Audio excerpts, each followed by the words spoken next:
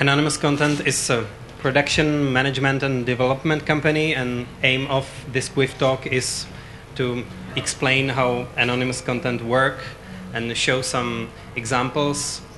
Some famous films have been produced by this company, and many famous people work with Michael and Steve. So can you first tell us how this company started, Steve? Sure. The company started in 1999, and it was kind of an offshoot of a company that I had been involved in before, Propaganda Films, which was a company that was formed in 1986 with Nigel Dick, Greg Gold, Dominic Senna, David Fincher, and Yanni Sigvatson. We formed the company together, and then we ran that company until 1999 when that company was sold. We sold the company to Polygram, and then it was subsequently sold to Seagram's, and I got fired, and then started the next day this new company, Anonymous Content. And I think Michael joined in 2004, is that right? 10 years ago, and really was always set up to be a production management company. Well, at Anonymous we don't do much music video business anymore. The music video business has changed pretty dramatically since Propaganda we formed in 1986, and that was really in the heyday of music video business, and MTV. Basically, their only content was music videos at the time, and the record companies were still doing very well. It was really in the transitional period from cassette to CD, and so the record companies were reissuing all the old records on CD, and there were already productions that had been paid for, so they were making a tremendous amount of money by reissuing this content and paying the artists less royalties. And at that time, music videos were, from the record company point of view, they were essentially TV commercials to sell records. So big artists had big budgets to do music videos, and it was a great opportunity to get into the business at that time where the directors that we had were music video directors. But I had been in the movie business before that. I had gone to American Film Institute in 1981, and then after that I produced a number of low-budget movies, and a friend of mine named John Dahl, who was a director who subsequently I made 2 movies with him, Red Rock West and Kill Me Again. He came to Yanni and I and asked us to produce a music video, and we didn't know anything about it, but it was similar to making movies, so we said, okay, we'll do it. And because we were friends, and that's really how we got into the business. We kind of stumbled into it, and then it was a really great opportunity to do some creative work with filmmakers, develop relationships with filmmakers, and also make some money. And the goal really was always to make money doing music videos, and then to use that money to develop and finance motion pictures. And then in the middle of that whole thing, what happened was that the music videos became very influential in the mid-'80s in terms of the look and the style of editing and shooting. So a lot of advertising agencies came to us to do TV commercials. So the phone started ringing saying, can you do TV commercials? And we just said yes, and we started doing TV commercials. So that business, we always kind of had an idea we might go in that business, but that business kind of developed as an offshoot of the success in music videos. And so a lot of those directors from the Propaganda era were Michel Gondry, I just saw up there, Spike Jonze, David Fincher, Gore Verbinski, Mark Romanek, Anton Fuqua, Simon West. So there were a lot of directors that we represented in that time, and they were doing music videos, commercials, and movies. That's kind of how it happened.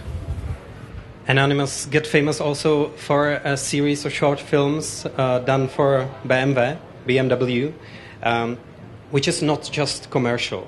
It's a series of short films started by Clive Owen, directed by different directors, and this series was extremely successful in terms of directing, but also in terms of selling the cars.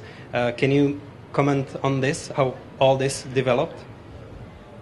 Yeah, what happened was there was an advertising agency, Fallon, out of Minneapolis, and they had an idea. They wanted to do a feature-length film using the car, BMW car, as a character in the film. And so they approached us to have David Fincher direct it, and we started to develop the idea with them. And then it became clear that it might be more interesting to do a series of shorter films with different directors, with Clive as this continuing character called the driver. And so we wound up doing that, and that was relatively early brand integration, and it was very successful. And that was, I think, in 2001, if I'm not mistaken, and sadly we've never been able to equal the success of that since then. And people still reference that series as a series that was breakthrough, and we'd like to do more of it, but I think it's very hard to create good advertising, and it's very hard to create good entertainment. And creating good advertising that is entertainment is some weird geometric progression, even harder. So we'd like to do more of it, and it was a great experience for us because we got to work with some big filmmakers in a relatively short period of time.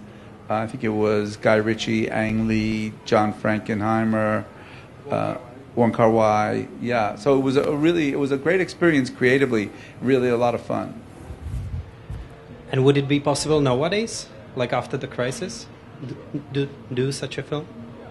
Yeah, I mean, there's no reason not to do it again. I mean, we'd love to do it, and I think that, I think that now TV commercials create certain challenges in terms of people not watching TV shows and watching commercials. So I think that business is very difficult. I think for us, on the high end of the TV commercial side, a lot of the TV commercials that we do, I see a lot in, they buy media time on sports.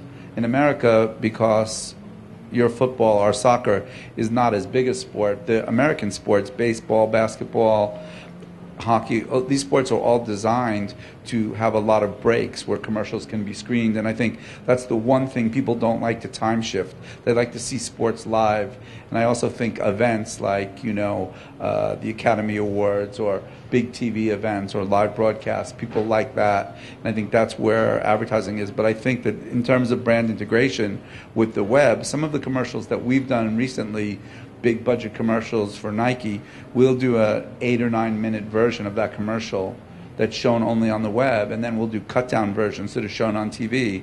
And some of them, that there was one in particular that Inarritu did, I think about 90 million people saw it on the web. So, and they count that as a better impression. When people tune in to see something specifically as opposed to just seeing it on TV, maybe they're not paying attention. So I think that there is a lot of that. There's a big opportunity there. And I mean, I think for us it's just a question of bandwidth. We don't have enough time. We're mostly, we're running our commercial division and our management division, which are kind of the engines of the company in a way, but also the big focus for us is in motion picture and television. Michael Sugar entered the company later, as we've already told you, and brought some directors with him. Can you tell us who was that and how did you start with anonymous content?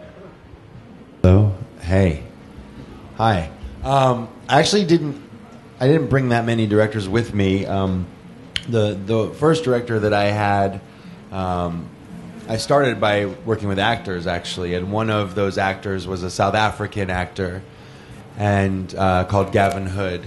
And Gavin called me up one day and said, I'm not an actor.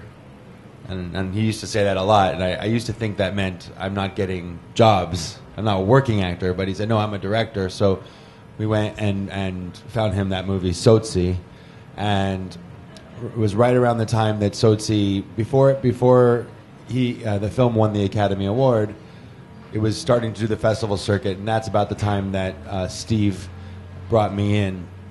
And I think, frankly, the reason why I was able to bring in so many directors after that was because of this platform of incubation and nurturing of filmmakers and storytellers that Steve had built, both at Propaganda and then in a new improved version of anonymous content. So this platform of having access to great material, great writers, great producers and putting things together in a different way was a huge opportunity for me to start adding other filmmakers. So the filmmakers that have come to us through me personally was Steven Soderbergh and Richard Linklater and Edgar Wright and Mark Webb, Cary Fukunaga, a number of others, and then of course my colleagues have done a brilliant job also of cultivating many other filmmakers.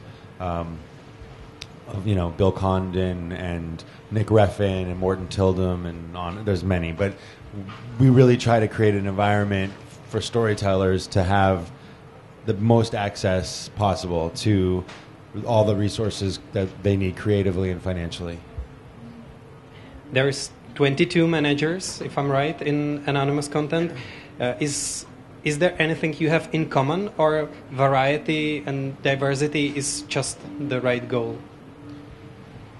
I mean, I think diversity is important, and the common thread, I hope, I would like to believe, is that we all work on behalf of artists in the same way, which is ethically and diligently. We work very hard for them. We try to keep our reputation pristine, intact. We want to be associated with a high quality of interaction. And I would like to say that the through line of the managers is also the through line of our clients, which is we tend to represent kind people and good people, and we don't really want to be in the business of crazy people. We have a few, but generally the idea is that, and we always say this to each other, that our clients represent us as much as we represent them, and so we want to make sure that when people associate a client of Anonymous Content, that it rings, it brings nice feelings to mind. How do you search for material, for ideas to develop into script? Well,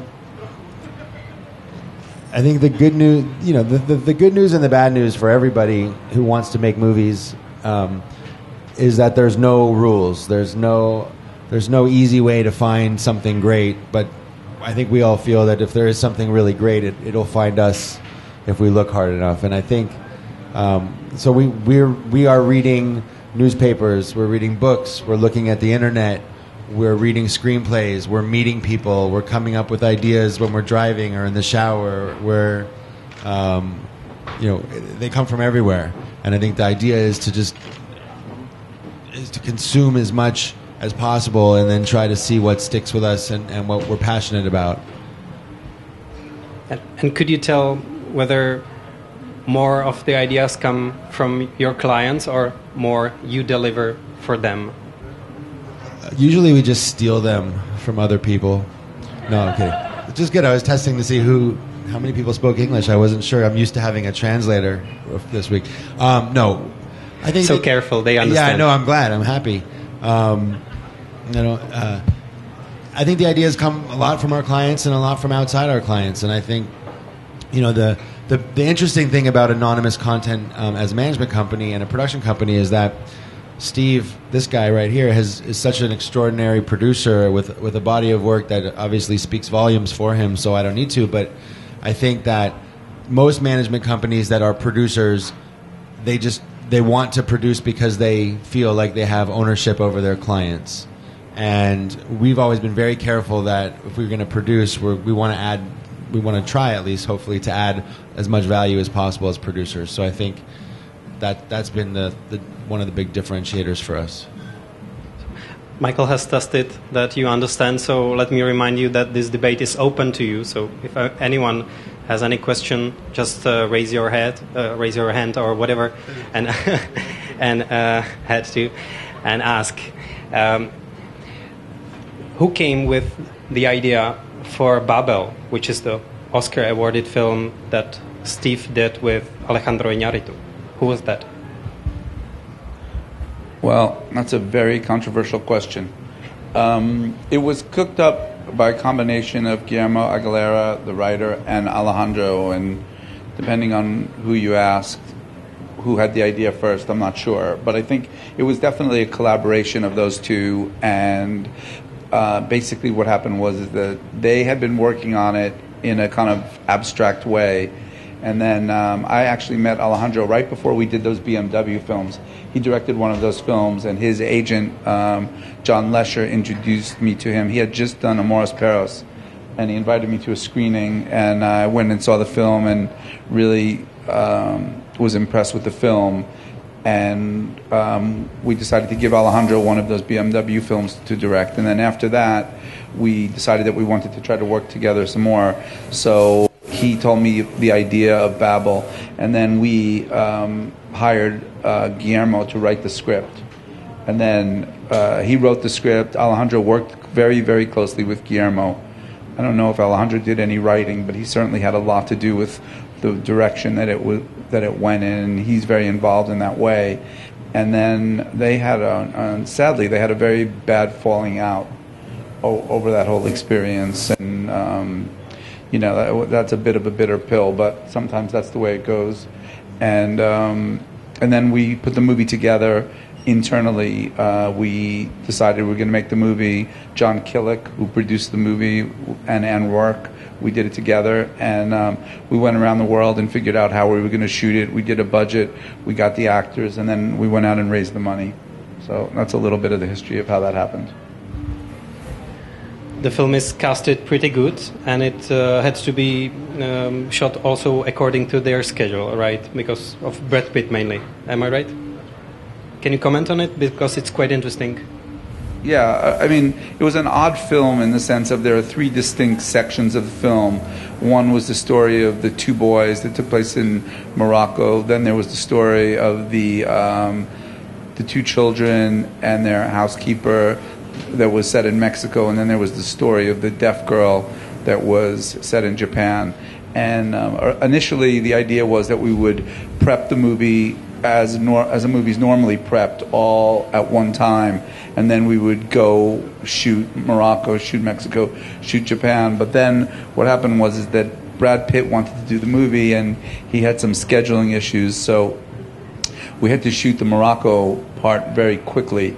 So what we decided to do was we went to Morocco and we prepped that part, and then we shot it, and then we shut the movie down, and then we went to Mexico and we prepped for 5 or 6 weeks there, and we shot that section, and then we went to Japan and shut the movie down and prepped that section. So they were shot as three distinct, almost little movies, those stories. And although Alejandro is very difficult to work with in the sense that most time we shoot movies out of continuity, meaning we don't necessarily shoot the first scene in the first movie, the first day of shooting. We try to as much as we can, because generally, creatively, it's better. But, you know, oftentimes it's difficult to go back to locations multiple times. So if you're shooting a scene in a house, you try to shoot all the scenes in the house at once. Alejandro doesn't like to operate that way. So what we did was we shot each story individually in continuity in each different place. And then obviously, if you've seen the movie, you know that the stories are later interwoven editorially. But in terms of shooting each one in continuity, it was a bit of a departure from him. And how much was this film, and how to find a proper budget for a film? How much did it cost? Yeah.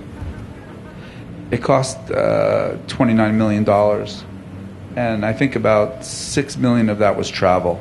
There was really, really a lot of travel on that movie. There was a core of us, I think it was 21 or 22 people that went every place. And then that was the core that traveled, and then we would hire local crews and local production service companies in each place that we went. So there was this group of us, and it was, my memory is not so hot, but I think we started shooting in March and we finished around Christmas with all the prep and the wrap, and we shot about 102 days, which is ridiculous. But that's the way that it went. And yeah, it cost $29 million, and I don't know, I mean, whether it could have been, it certainly could have been done cheaper, and it certainly could have been made for more money. I don't know. You know, you always try to figure out, and this is something that Debra will talk about, I think, when she comes out here, is that, you know, you try to, I think everybody tries to make a movie as inexpensively and as efficiently as possible, because waste is just stupid, but in movies, oftentimes there is a lot of waste, and I think that budgets are a state of mind. I mean, Michael and I are working on a movie right now where we're trying to get the number to match the movie.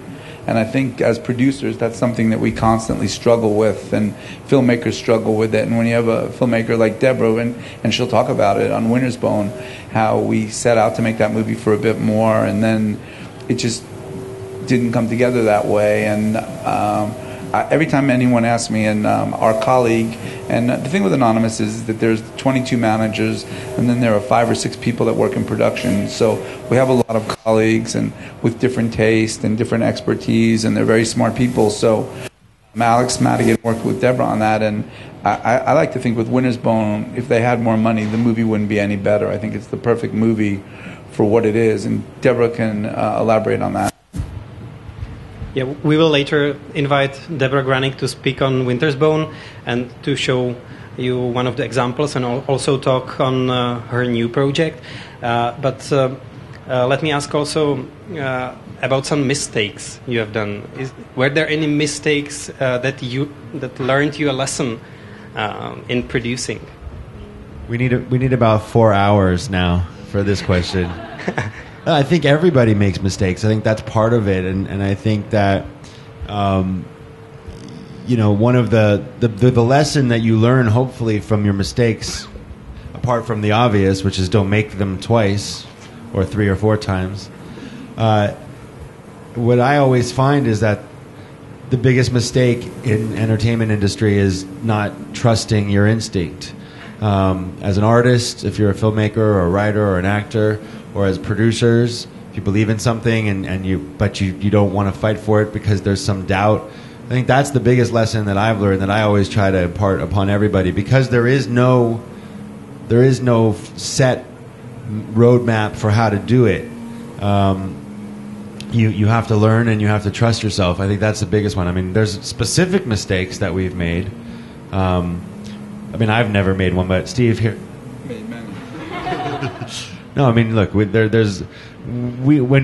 in our company, I would suppose between all of the many people that work with us, that we all work together on, probably in any given year, we read thousands of scripts combined, and I think that of those thousands, there are many very successful films that went through our company and didn't stay there.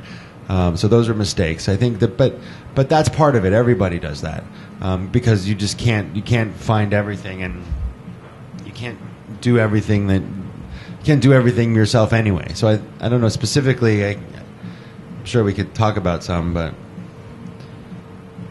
would you like to mention some? Mistakes? Yeah, mistake or something that we might use also for us to learn from the mistake. I think I'm going to be like Dick Cheney right now and not admit any mistakes. But look, I think the thing with choosing motion picture and television projects is that it is such a long, huge commitment, time-wise, and you only have so much time in your life, and most of the projects that we develop never come to fruition. They just don't. I don't know what our percentage, the ratio of things that we develop to the things that we put into production is, but I think and you never know. Sometimes you develop a project like this movie that I'm going to do now with Inarritu, called The Revenant, with DiCaprio and Tom Hardy. We've been developing it for 10 years. And the only reason the movie's happening, I think, is because DiCaprio said yes. So that doesn't make the script better or worse than it was a year ago when no one wanted to do it. So you really get involved in these things, and there's definitely an element of luck, and that goes into making something move forward. You're always like one person away from them saying, yes, I really like it, and that's the thing that can make something happen. And that can be a financier, it can be a director, it can be an actor, it can be all these people, and it's really a question. I think that my biggest mistake is getting involved in projects that I'm not passionate enough about, and then they become just a burden of having to deal with them and try to push them forward. And I think it's really important that you, as you get older, I mean, in the beginning when you start out, you just want to make a movie, right? And I was the same way, and I really wanted to make movies. And now I realize that I only have so much time left and so many movies left, so I just want to make good movies and stuff that I'm really passionate about. And if we take on new projects, I know that project 10 years from now, God willing, we could still be talking about maybe getting it made. So really, I think it's about focusing on stuff that you're passionate about. And I think the biggest mistakes were jumping on things. And it's what Michael said, it's like your judgment and your taste. And the good thing with having such a big company and so many smart colleagues is that they have other tastes. There are things that they would like to do that don't interest me. And I think that we've got an environment where people can do what they want to do if they're passionate about it. And I think that's the kind of hurdle that we set, is if you're really passionate about it, you can pursue what you want to pursue inside this company. So it's about creating a positive environment for people to thrive and to do things. There's a lot of movies that I see that I recognize are really good and worthy and satisfying, and maybe they even make money, but they're not movies that I would want to have done. So I think that's kind of my Dick Cheney answer. Michael, can you introduce us the Nick TV series? You do it. Yeah. So the Nick TV series, is a show that we have just finished. The first 10 hours of.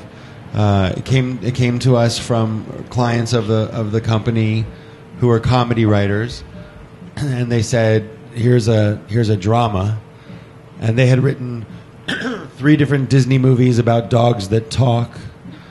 So you can imagine that excuse me, we weren't that excited to read a script about a cocaine addicted womanizing doctor in 1900 Manhattan, but we read the script and it was quite incredible. And so we gave it to Steven Soderbergh, who's a client of ours, and then he loved it too, and then Clive Owen. And we had really nice momentum coming off of True Detective. True Detective hadn't been broadcast yet, but it was a very noisy project, and so we used a lot of that momentum to put the Nick into production, and that will premiere in the U.S. next month, the first 10 hours. And we're very proud of it. I think it's a really powerful show, very emotional, very exciting, very tense, a lot of blood. What caused this shift to TV series and these shows? Is it rather there is more space for creativity in TV now, or there are conditions for feature films are worse? I think Steve really had this realization before anyone in our company, where a couple of years ago he just came into one of our meetings and said, all right guys, it's time to think about television. And I think we'd always been in the television business in certain ways, but we were a movie-driven company because generally the filmmakers that we like to work with make movies. And so our design has been about movies for many, many years. And what we realized, as everyone here probably has realized as well, is that there's a huge opportunity for great storytelling on television in a way that's never been really done before. And what has evolved as a consequence of that is that movie directors, like filmmakers that are brilliant, are excited about telling stories over a longer period of time.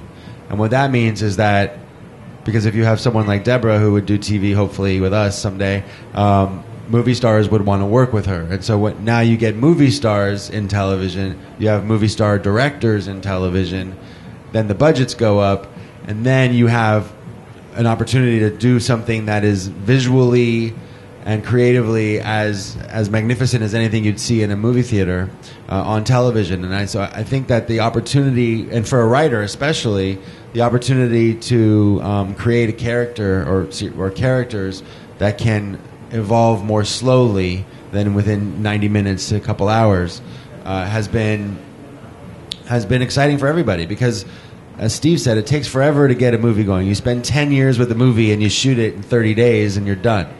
Or not really done. You have a lot of work, but this thing doesn't live other than on its own. And so the opportunity to create something in storytelling that can organically evolve over many, many years, for many people is an exciting proposition and a new one. So I think that's the creative reason. And then the business reason is there's more opportunities to sell television than there ever was before. There's so many international outlets. There's so many within the U.S. There's so many more buyers for us to sell television. There's all these emerging internet platforms, and certainly Netflix, Hulu. They're no longer. I mean, Amazon. They're no longer emerging. They've emerged, and there are many more to come. We suspect Yahoo is. They're making a push, and Xbox, and pretty soon there'll be eBay movies, I'm sure, and all kinds of movies. So I think the opportunity of the business opportunity and the creative opportunity came together at the same moment in the last 5 years, and I think it's created a lot of new great television. And Steve, you understood this right when The Sopranos came up, or where was the first Lucy. spark that the TV is going to be such a big chance? No. I mean, The Sopranos is a long time ago. I think it's about 16 or 17 years ago from the first season of The Sopranos. I think it was more the kind of Mad Men, Breaking Bad, and it was right around the time, it was just before they did House of Cards, when Netflix was emerging and announcing it, and it seemed like there were a lot more outlets. And I think, part of the question that you asked, I think, is interesting also. I think that the motion picture side of the business has become so difficult in drama. I mean, it's really very difficult. I think if you go to the studios or the large independents and you talk about a drama, it's a dirty word. The package has to be big, or the price has to be so low that it's undeniable. And part of that is because of the marketing costs of these movies has become so high. And I think what's happened is there's been a big migration of talent on the drama side, the actors that want to do drama, realizing that by doing it in television is a way to do it. I mean, in America, the problem is that television meant network television, 22 episodes. And I don't care how clever you are, it's almost impossible to sustain a very high level of quality over 22 episodes a year. It's an enormous amount of work. I mean, even doing 12 it's still a lot of work, but it's a lot easier to manage that, and the commitment of time is much less. So I think for these actors to come in to do 12, and Michael did 10 on The Nick, and we did 8 on True Detective, and whether 8 or 10 or 12 is the right number, I don't know, and I think it can vary in that way, but 22 is another game, and I think actors weren't open to that. And I think that what Michael said is really right about writers and directors being able to develop characters over a longer period of time. I think it's equally interesting for the actors. In a movie, generally speaking, most of the characterization has to take place in the first act, because then you have certain requirements of the convention of getting on with it and moving the plot forward and doing that. But in what we learned, and I think there's been a real learning curve for us in television, is about slowing things down as opposed to speeding them up, in terms of it's fine to reveal a character trait that you didn't know about 8 hours in, 10 hours in, second season in. I mean, people are complicated. I know if you know people in real life, sometimes 5 years later they can surprise you after you've been friends with them. And I think TV gives you a chance to explore that type of evolution of character in a really good way. So I'm very bullish on TV with this new format and the bar being so high. And I think also because of the economics, which is what Michael was saying, is that 10 years ago, people weren't interested too much in TV shows that were serialized, because they wanted to have standalone episodes, beginning, middle, and end each week, so that when they would show them out of order in reruns, that was okay. But now, because of the streaming and being able to watch things at your own time frame and be able to binge watch things. I think that serialization is now the new thing, and people are a lot less interested in standalone hours. So I also think that that's something that's very appealing to writers and to actors and to directors. I mean, on True Detective season 1 and on The Nick, we had one director direct the whole season. Now, whether we do that every time or not, I don't know. I think it's very challenging, and Mr. Soderbergh is an amazing character and is so efficient and so experienced and has such a strong work ethic. I don't think that's for everybody, but I do think that there's a way to do these shows in a new way, and it's very exciting. Yeah, there's a question. Please just wait a sec for a microphone. I'm Peter. Thank you very much for this very interesting discussion. It brings us behind the screen of movie making. I have a question regarding scripts. Obviously, there are waves of scripts. They are, let's say, a tendency that some scripts at a given timing are more successful. And you mentioned the hundreds of scripts being, let's say, in reserve on store. Are there any which are waiting to become mature, which would reflect really the opportunity to be successful, which may not be successful now? Is there a timing of screen issue for you to wait for the implementation? I couldn't really hear because of the Scripts waiting for their time. I'll take. I mean, I mean, like I said before, timing is everything. I think that there's sometimes that a script will become very topical, and other times when the same script might not be as successful. It's just, it's impossible to really know what it is. But I think that there are a number of famous scripts in Hollywood that have been around a long time and then get made after a long period of time. I mean, sadly, some of which are successful and some of which aren't. So it's hard to know what that really means. But I do think that in terms of the marketplace, I mean, sometimes we'll be developing a script and we can't find the right actor for it. And then you wait 2 or 3 years and an actor comes along that's kind of perfect for that script. So I think that's possible. And you want to... No, I think that's right. I think it's like a bottle of wine. It just sits on your shelf, and it's about when is the right time to drink it. It's still the wine, but you need the right occasion. And I think that if the wine is fine, if the script is great, hopefully someday it will find its way to the money, the filmmaker, the actors, the producers. Sometimes it takes. We've made movies with scripts that were written in a week, and then 2 weeks later or a month later we're starting to really move forward. And then there's others like The Revenant is 11 years, 10, yeah. I think that's part of the exciting and frustrating part of what we do every day. Thank you. Have you ever been given some scripts from the Czech Republic? Do people from European countries send you some scripts? And would you be interested in doing non-English speaking TV drama or feature film? I don't think so. I mean, I don't think that would make sense for me personally to do it. I mean, maybe there are other people. Obviously, you speak the language, but for me to work on a film where I don't speak the language, I think would just be too frustrating. And we're sent material from every place, and and any material that comes our way, somebody looks at it, and and it's considered on some basis. I mean, they'll tell you that normally you want it to come through a lawyer or an agent to avoid possible legal things, but generally things get looked at. I don't know.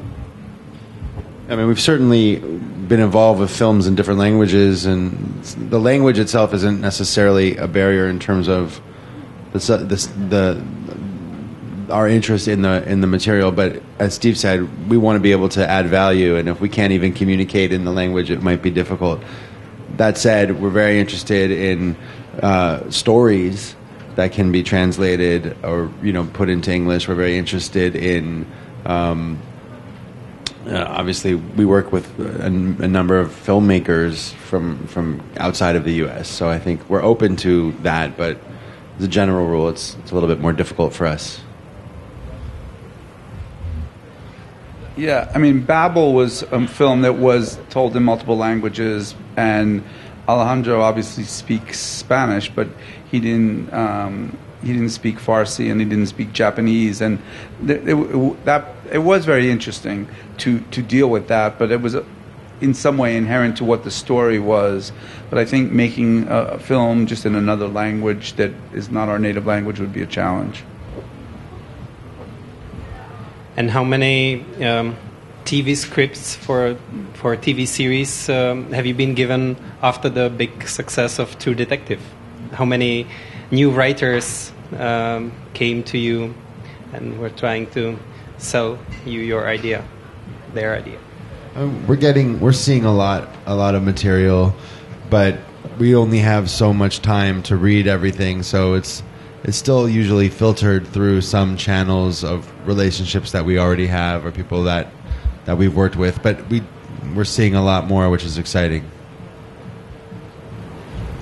Hi, I live in the UK, but I also have an American dad. I was just wondering where you base yourselves in the US, and also if you have any outlets like in the UK, and also with that question, kind of how you recruit young people, and maybe how you interact with film graduates and that kind of system.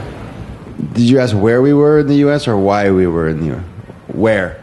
We're in Los Angeles and New York on the management side, and then film on the commercial side. We have reps where in Chicago and London as well. We have a relationship with a company in the UK as well for commercials. How do we interact with film students in particular?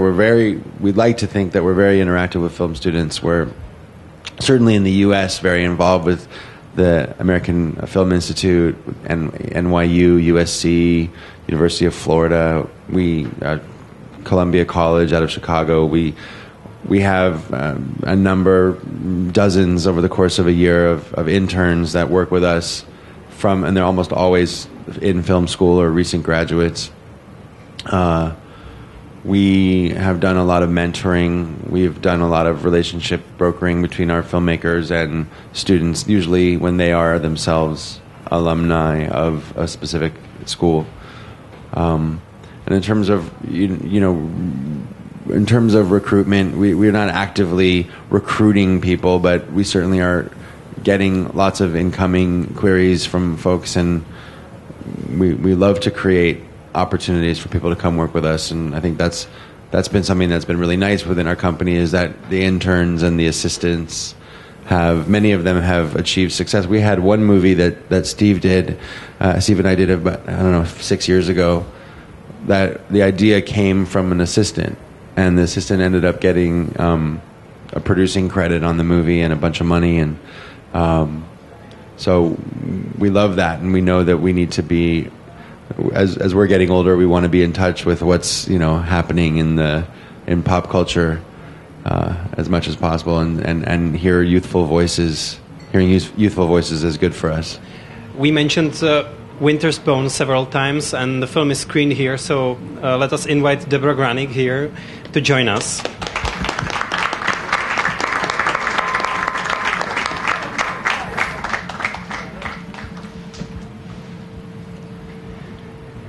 Winter's Bone is a wonderful film. How it was made. We have already mentioned that the film was originally scheduled for a different budget than it was done in the end. So how was this, and how is this for director? Like cutting the budget and dealing with the producer and going through this. Can you talk on that a little bit, please? Yes, happily.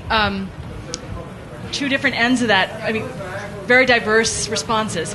So, cutting the budget was actually, maybe the easier part.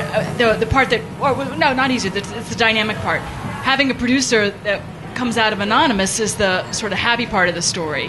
She is their colleague called Alex Madigan, and she seemed to be a flexitarian. She could see the film budgeted at $4 million. By the way, I would represent the scrappy affiliation, because I like to make films under 2. So, and that's not a popular pursuit. That means there's not a lot of revenue. You really, your goal is to make your money back. You get it. You try to attempt to get a guaranteed loan and then pay that person fully back and feel like you've completed the cycle. And so there's a lot of responsibility, and there's not a lot of cushion, no excess. However, Steve is absolutely correct. It's not that $2 more million. It was originally, we looked at $4 million for the film, as I said, and that the extra $2 million would not have made the film a stronger film, in my belief. But what a director has to do then is say, even though the whole novel from which this is adapted used snow, we weren't going to manufacture snow, we weren't going to have ice, not at that budget. And so it's just that day that you decide, do I want to make this film, or do I need a snow machine or an ice machine? And you take your global delete on your word processor and you remove the word snow from your script. And you have just liberated a lot of money to be feeding your crew, You've just liberated money to possibly be able to contribute to the landowner, like the family that owns the land that you're going to film on, maybe being able to give them a larger fee, something that could be really used by a local person. So cutting the budget, really at $4 million, I think it would have messed me up. I would have had a bigger crew, which would have been even more problematic for where we were shooting.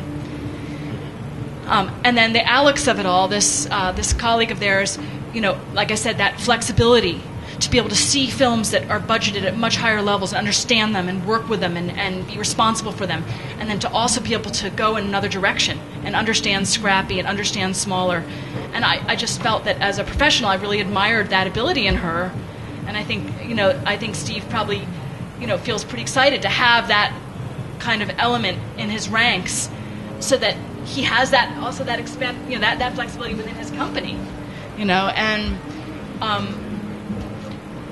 without shoving it down anyone's throat. I am here just to say small is beautiful.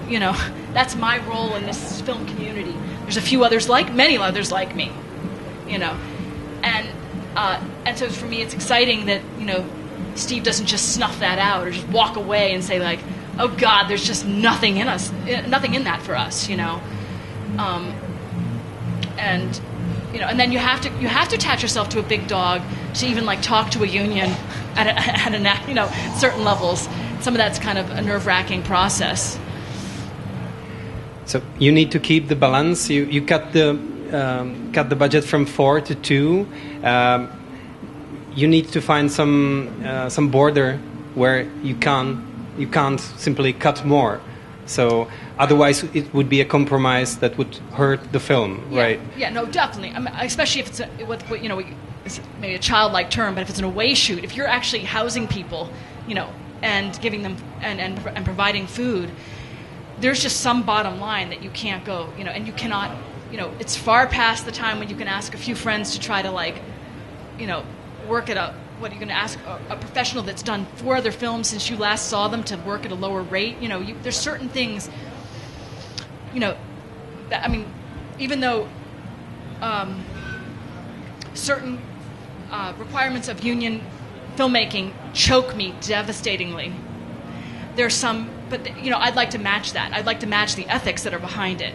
So the wages could be matched. I still feel like I could match the wages, even if I couldn't oblige all the union requirements, So, there's a place where it would become hideous. There's a place at which, if it's a difficult shoot, if you're doing something very badass, something very run and gun with 12 people, we're talking, there's more movement there, And luckily, I was working with, even though she's become a very significant player in the actor world, I was working with someone who didn't have an entourage, who didn't need special requirements, didn't need special diet, didn't impose any special financial requirements on the production whatsoever. That's the only way I can work. I can't work with someone who needs specialized food or has 7 dogs that have to come. There were already 26 dogs on the property, It's like... Would it be possible to do it with Jennifer Lawrence nowadays again? Or is she somewhere... she'd have Is she to, different? Oh my God, she'd have to want to do it. And what would happen to the 26 people that she also financially works with, and helps contribute to, a big system of income and revenue. So I don't know whether sort of the people that help her shape her work and choices would permit that, or she'd have to really want it, I think. But at some point, she might do that. She might actually want to sort of co-conceive of a project that is smaller, that brings her a role that she hasn't yet tried or whatever. So I could see that in her sort of sassy personality, that she might try something quite adventurous. We were discussing TV series. Would you be interested in doing TV series, TV drama? We did talk about that in the all-night pub. But it wasn't very late at night, was it? No. Okay, so I have an issue. Again, all my ethics that make me, not very appealing to some people. But I need to make TV that doesn't have a lot of killing in it.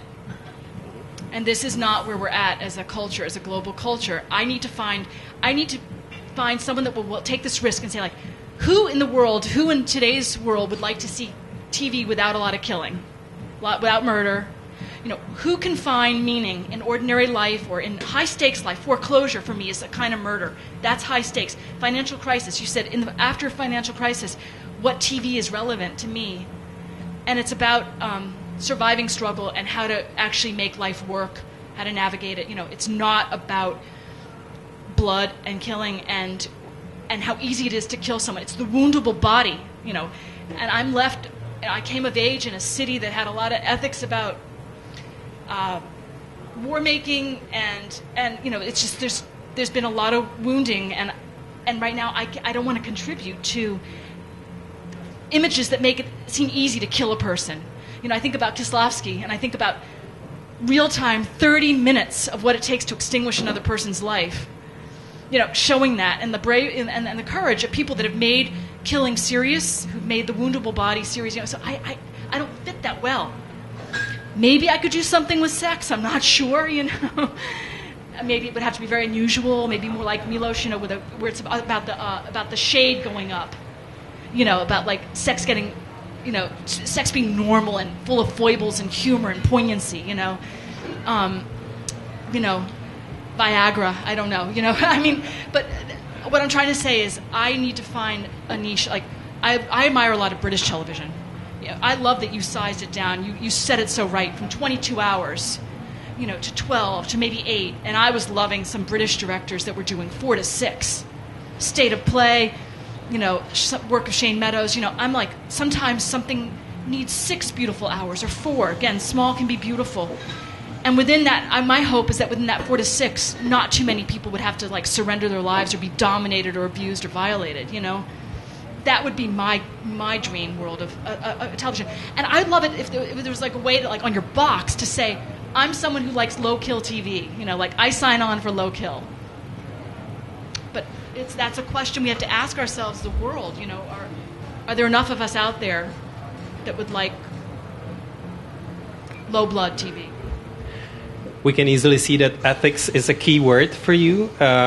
What kind of ethics is in your new project you just premiered, and you brought us some excerpts. So what is it all about? Stray Dog is it called, right? Yeah. Okay, so I don't want to say that I've got... Yeah, I don't want to put myself on a pedestal of having some specialized ethics. I guess, it's been a hard 15 years for the world. Or, it's been a very hard... I think I don't know how you guys feel over here. I feel like it's been a hard 15 years. And I saw a film that moved me tremendously at the beginning. My first film, the first morning, didn't matter if there was jet lag. The film was that good. It was 71. You recommended it to me. I went.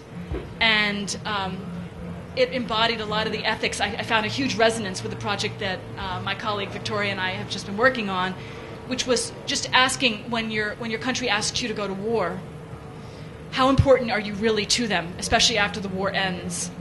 And are you a piece of meat? And is it mostly working class men and women that are asked to do this? And what happens to you later? And who's there for you later? You can get the applause during the wartime, and then what happened to war, to armies as military service as a way to get training that could be meaningful for your life, non-wartime military training. These are the questions that I felt were somehow, they were poked in 71. So in terms of my current ethics, it was meeting soldiers for the first time in my life and being able to talk to them and find out what happens to your body and your mind, and then who was there for you after the service, I would say.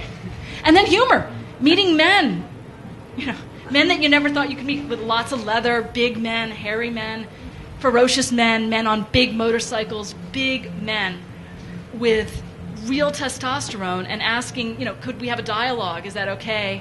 Would you be willing? And finding out just so many tender, beautiful, excruciatingly complicated things about sort of how they work. That's a huge generalization. But, I'm happy basically when anyone will meet me. If I've made that inquiry, like, would you be willing to, do this? And they say yes. So let's show right. a trailer, the trailer and some excerpts, right? Yeah, we could do that.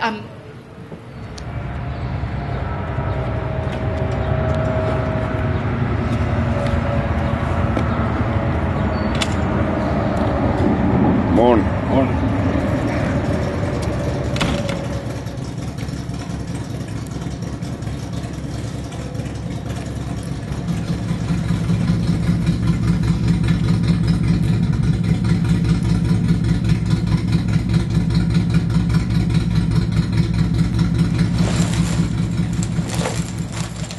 That's what my boat. I can't. Ah, yes, you can. Come on, shot.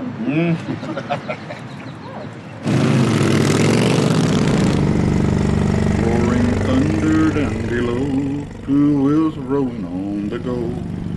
Grab my throttle, crank it down, hit the highway eastward bound. Glad to have you with us, man. Glad to have you with us. I like to see young blood running. We're getting old. We're getting picked up. I know you got a slack, brother. I know you do. Brothers and sisters ride to war, meet the soldiers who gave their all. Got a crippled brother rides a three-wheel track, got black leather on his back. Missing in action, never came home. The government tells us to leave it alone.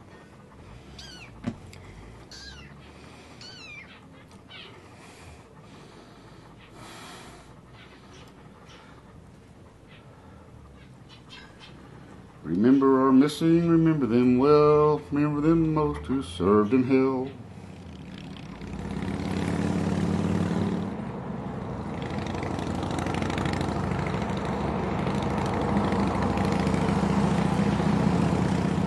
That motorcycle there, that's my shrink. You got to do something to feel alive.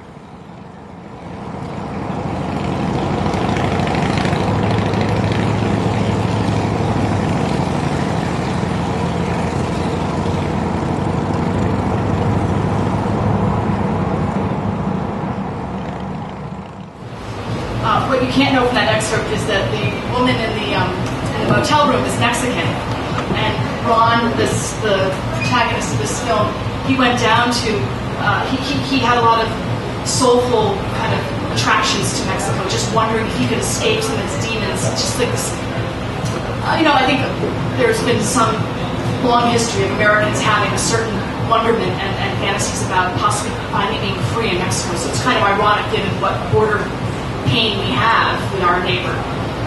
So he fell in love, of course, with the Mexican woman, and so some of the lyrical comedy in this film literally comes from cross-cultural things. They speak Spanglish, and that adds a lot of meaning actually to the relationship, just in terms of, and for me, like meeting a man in the heartland of the United States who's earnestly trying to learn Spanish, that was like already, I knew that we kind of liked this man just because every single assumption and stereotype we had about him was kind of dispelled within a very short time. So that was interesting for me as an American to go to a part of my own country and say, I'm pretty scared of you. I kind of know who you are. I think I know who you are, and I have taken my whole life to not meet you. And now, let's see what really happens.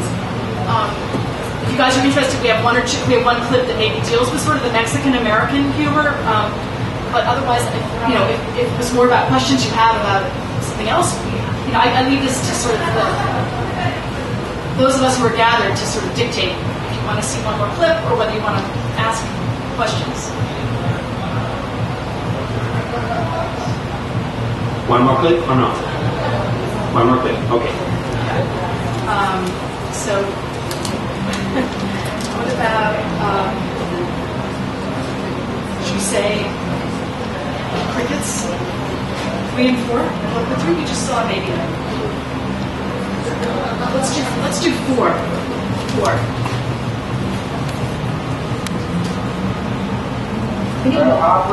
Grillo. I'll try. Grillo. Mexican. Not bad. It's like popcorn, man. What flavor do you think? Sweet and tangy. The only problem, I am like the chili a little one. Depends sometimes the food, this is more skinny. You can destroy it, no? Okay. I don't like the leg. They don't chew up to this. Yes, we can do the leg. Okay, enjoy.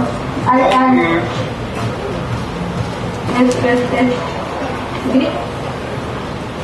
It's a very shortcut, but we chose it just because it was this little moment that was lyrical. That's the first day that her sons, who come from Mexico City, this gargantuan mega city, they're coming to like a really backwoods part of the country.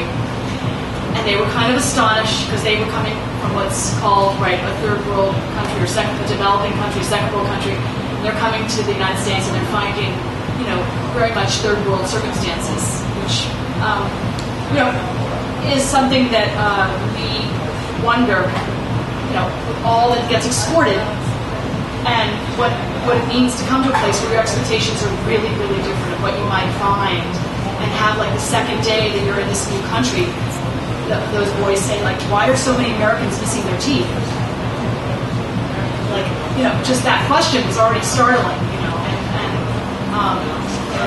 and really, what does it mean for them? And will they find some way to navigate this tricky life? Movies like this, how are they in the States? I mean, what are the viewers? What are the people who are willing to see such movies? Because I'm, normal movie lover, and I'm afraid that there will be less and less people who are willing to pay for such a movie. So I wanted to ask you how you feel about the States and the environment there. I mean, that is the question on everyone, even large and small. You were mentioning that eBay and everyone else, all the other servers, all the other sort of internet corporations will have their way to serve up movies. But what does that mean in terms of the revenue stream? Does that mean that people, who's going to even pay a modest fee for a doc these days? It's a gripping question. And I love, it's like the moderator today that introduced Winter's Bone. This beloved radio host that I guess I've heard he speaks to young people really well, and he took this moment to say, like, you happen to be standing next to an actual breathing human being. They may make noise, they may make the theater hot, but you chose to see a film with other humans in the room instead of like alone in your room or on your device or in your car or upside down or on the toilet in the bathroom and on the airplane. So there are people now that are going to start. It's going to be old school. It's going to be like bringing back vinyl, right? People are going to start these corporations that are called Gather. And the real meaning behind that would be like, are you someone that would like to come to a theater and see a film in a room with some other people? Would you maybe like to talk to the set designer or the filmmaker or the actor that was in it? Or would you like to have a discussion about, if this was shown in an environment with a lot of veterans, a lot of recently returned, there's another generation of lost humans in the United States, really, who thought they might be coming back to employment, who are not going to find that employment. It's going to be another season in hell, frankly, with this particular demographic. Maybe there's a way to, gather in spaces. There's a really excellent therapist that deals with soldiers in this film, a counselor. What if it's the hope of this man that we made the film with, that maybe a few other soldiers, because he took all his life to get help. So maybe he thinks like, oh, what if some soldiers saw the film? Maybe they would want to, and because there's humor, and it's because he's not, an expert talking about this issue. He's down home. So this idea of gathering is a possibility. We need some brave broadcasters, right? This film probably can't translate to a European audience. Part of what was exciting about even just showing a clip was like, can it or can it? Is it too American? Is Vietnam our own, heartbreaking bullshit that we just have to deal with, and no one else in the world, everyone's got their heartbreaking scenario. I know this region of the world has had its heartbreaking scenarios. And so some things won't translate, some things will, the square translated. Hopefully Maiden, Madan, or hopefully, a lot of people want to see what's happening in the Ukraine, that's my hope. And it took, I was excited that a major, that Netflix took on the square. That was exciting. That had, a lot of Americans had access to that film, and that was important, I think, to see it. So, like deprivation works both ways. Like we counted in our catalog how many films we could never see unless we came here and sat in the theaters here, which we, luckily were able to do. So, but your question is the question of our age, right? Like the ones and zeros are flying everywhere, but what can we really sit down and watch properly, and what can we really ingest and retain? That's the question for the psychologists of our time, right? The ADD era. Yeah. Hey, I was wondering, with movies being such a shaping kind of, or motion pictures being such a shaping influence for not only the younger people but also for the older, when you're going into a movie, are you, thinking about how it's going to come out or how it's going to shape the perception of the younger kids? And also, when you're making it, does your perception of how it's going to be perceived shifts, or does it stay the same along the movie? And I guess that could be a question for the producers as well. When they're picturing a movie, what they think about the shape, how is it going to be portrayed for the audience? So I was just going to clarify for all of us, like, are you asking a little bit like understanding that films can have influence on young people that may see them? Are you asking sort of, do we think about that beforehand, or? In a sense, yeah. If you think about that beforehand, and also throughout the movie, if it continually changes, or if you're more concerned about the story, and the only thing you want to do is portray the story itself, and then after it's done, you're thinking about, oh, this can come this way across the audience. So.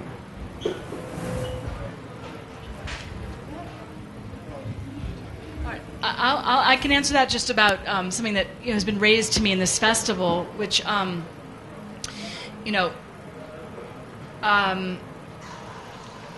it's part of my responsibility just as a female Homo sapien, right, to sort of see what I can do with how females come across on screen. And so I do feel a little bit of a responsibility, like for younger women. I would love to be able to show. I say this a lot, but and I don't want to be a killjoy about sex either. I'm just saying I love showing young women that don't have to get undressed to be interesting. So I do feel some responsibility. I want young women to kind of know that a lot of people are interested in what's in their head, and that there was. The book actually didn't have Ree. Ree doesn't get violated. Ree doesn't. That character in the book doesn't appear naked and have to have sex with anyone to be interesting. So I was given a real gift there. Like I didn't have to struggle with that and think I was ruining some other person's vision about that. I do think that does factor into my mind, especially about. Honestly, about the hot buttons, right? About what you do with race, class, and gender. Honestly, it's like not about being correct, but it's about like what can be different than what is. We've had a lot of the same for a lot of decades. So I am asking always what could be different. I'm interested in. I want to. Well, yeah, you probably get the idea. Well, but no. Sometimes I scream like, "Where's the cock? Where's the penis?" In the whole picture. Like I was wondering. I know, but I was just wondering in the Czech Republic if you get a different rating if you show male bodies versus females, because we are so censorious in our country. We have to have a blue dot if you show a male body, but you can show women's bodies. You can't show a man body. What is it like in the Czech Republic? See, it's like Scandinavia. You guys are so ahead of the. It's just so beautiful, and I live in a country where I don't know what it is. Is it considered so terrible? So like no one's ever seen one. I mean, what is the issue that I face? But the first movie is now pennies. In 2 days. And what about the producers and responsibility in terms of audience? Are you more cynical than the director, or?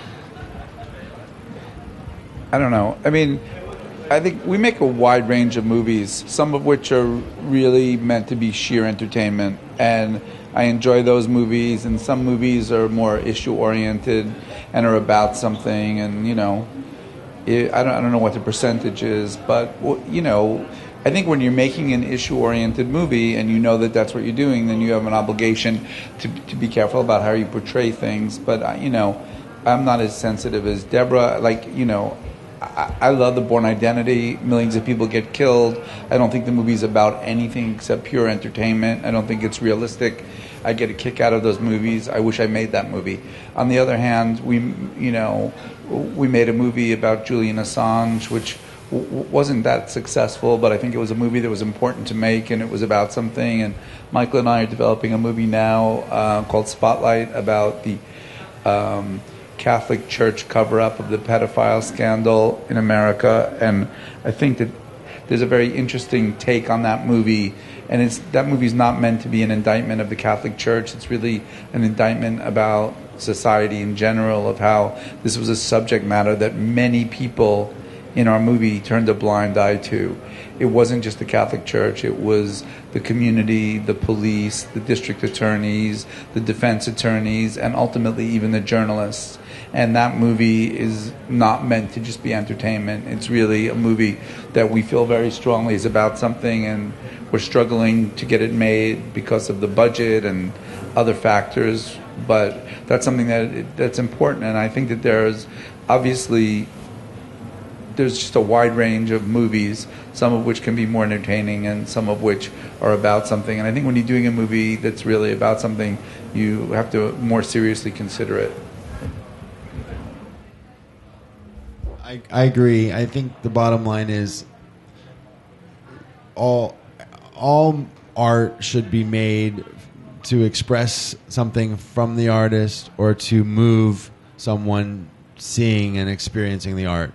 So I think that you can make a movie that is deeply meaningful and issue-oriented, and that's important. But I also think that taking people into a dark room and watching a movie that just makes you laugh, or just makes you scared, or just makes you excited is still meaningful. It's tough. Life is tough. So I think that the best thing that any of us can do as producers, as filmmakers, is to make people feel moved in one form or another. I think that's what I think about when I put my energy into making something, and that's the win I think for all of us. So as producers, we want to provide as much money as is necessary for the filmmaker to have his or her vision delivered to fruition. But we also want to be responsible to the financiers from whom we're going to ask for more money on the next movie and the next movie. So we're consciously aware of not trying to take too much money, and we're often in a case on a couple things right now where we're looking at a budget and we're saying, wow, that's potentially irresponsible to spend that much money on a movie. So it's always a dance. It's a dance, to We want to support our filmmakers, who half of our job is to support the filmmaker, and the other half of our job is to protect the money. And the best version is when they're all aligned. But yes, of course, we always look at. I mean, I don't think we're going to not make a movie because they're giving us too much money, because we have to live too. But we try to be very responsible about that. And I don't think we've ever gotten too much money, but sometimes the budgets get up there.